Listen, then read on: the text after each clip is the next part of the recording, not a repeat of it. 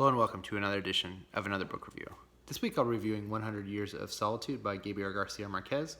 I'll talk very briefly about the author, go into an overview, a spoiler-free overview of the book, of the plot, talk about what I liked about it, what I didn't like about it, who I'd recommend the book to, and finish off with what I will be reading for next time.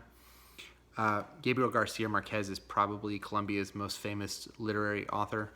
He was born in the 1920s. This book came out in the late 1960s. I believe it came out in 1968. He went on to win the Nobel Prize for Literature in 1982. He has, and this is probably usually is considered to be his magnum opus. And the other book of his that I have read before this was Love in the Time of Cholera, which I'll talk a little bit about later. But this book, 100 Years of Solitude, is usually put forth as one of the best novels in kind of what they deem as world literature. And what it's about is a family in a kind of mythical or magical realism version of Colombia. It's a family is called I believe they're called the Bundias, and the patriarch of the family leaves a town that he's living in with his wife after his kind of honor is challenged, and he, with some of his supporters, kind of hacks through the jungle and sets up this city called Macondo, where his family builds a house. And the book is really about all of his descendants and him and all of his descendants over roughly 100 years. And the book covers 7 generations of this family and everything they get involved in as far as their own, love lives and their passions and their obsessions. And there's a civil war that comes to Colombia that they participate in. There is a workers' strike when there's a banana plantation system that's set up in Macondo, and they get involved with that.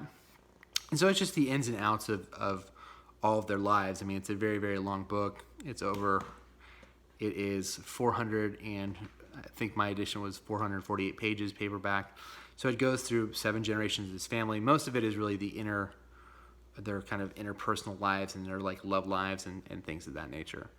What I liked about it, I think Gabriel Garcia Marquez, as far as like his voice and how he writes, is just something that I've always really enjoyed and found myself drawn to. He writes in a very even maybe tone. There's a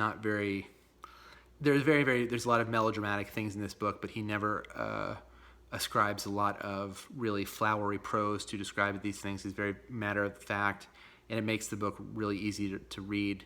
And it has a kind of timeless, dreamlike nature. And Gabriel Garcia Marquez, probably better than almost any author I've read, where he's able to move you back and forth through time and the memories of these characters and the present and the past in a really seamless way that makes it look really easy, and that's really hard to do, and he does it very well. And it gives the whole book this sense of dreamlike logic of these things that happen in the lives of these characters.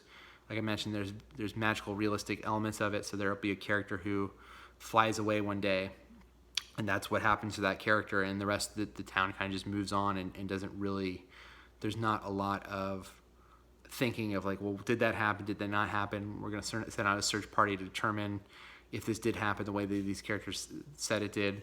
There's really none of that, and it really was drawn to that aspect of it. The first 50 pages, I think, were for me the best part of the book, where you get the founding of the city, why the city was founded, the kind of idealism of the early founding of the city before kind of the state apparatus kind of comes in. And it's almost like this kind of world before a civilization kind of sets in and people have kind of come to discover this thing. So it's just this kind of lost sense of, founding this place that's kind of like our secret. And I like that part of the book a lot. And that was my favorite part, was really the first 50 pages. Beyond the first 50 pages, you get into more of the magical realism aspects of it. And you do have a sense where there'll be things where kind of part of the frustration of the book is because of the dreamlike nature, There are things that kind of just pop in and pop out, and because there are so many characters, because like I said, you're going through all these generations.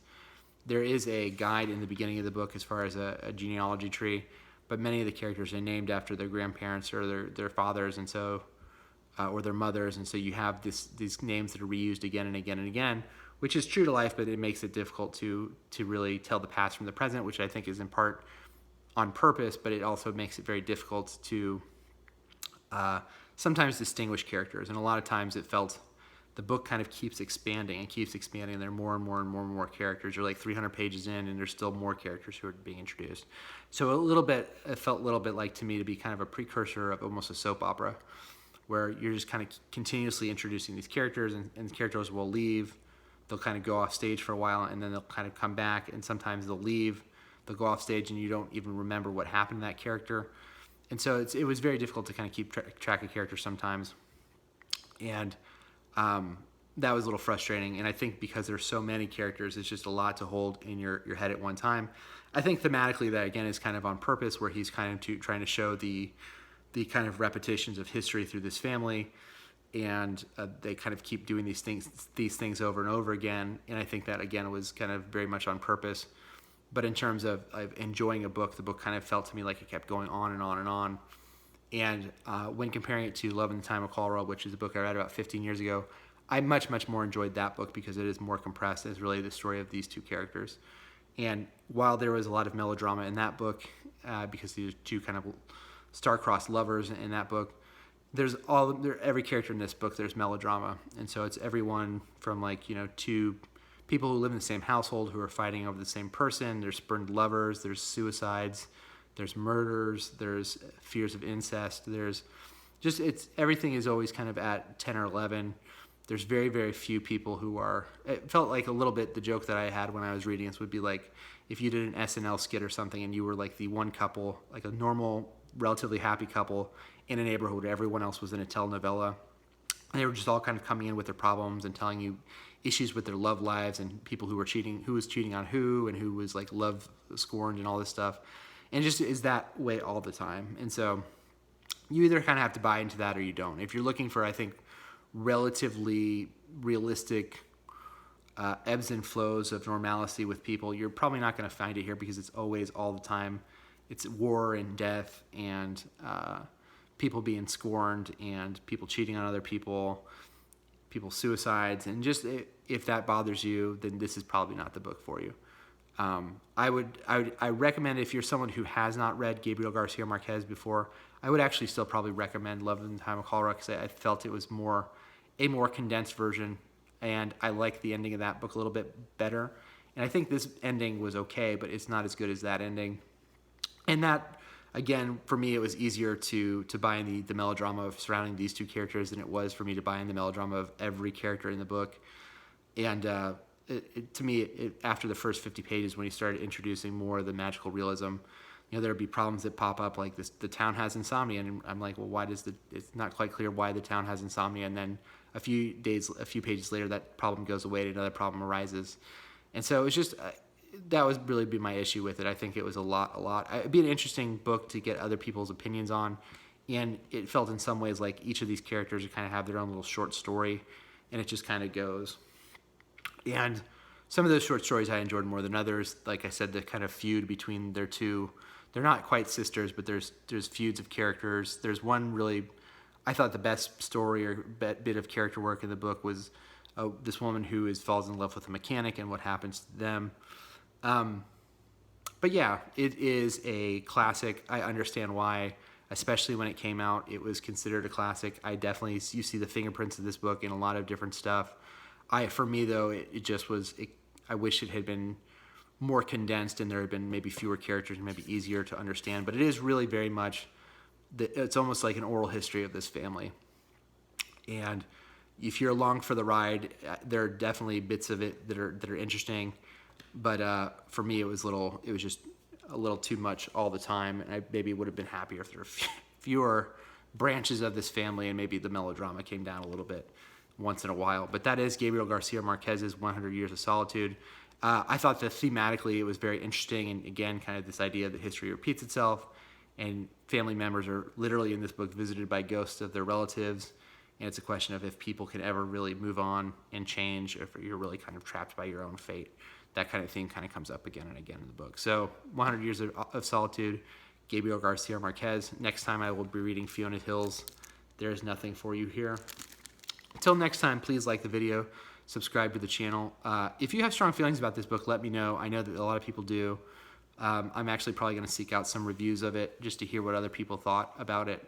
I know it got relatively good reviews on Goodreads, but I'd be curious. I feel it'd be an interesting book club book because it's just so much stuff all the time, and I think different people can take out different things, and the questions of what is historically accurate, what is kind of an oral history versus like written history, and who writes history and all those things. Those things are very, very deeply embedded in the book, and so if you're someone who likes really meaty books, you can kind of take a lot of different places when discussing them.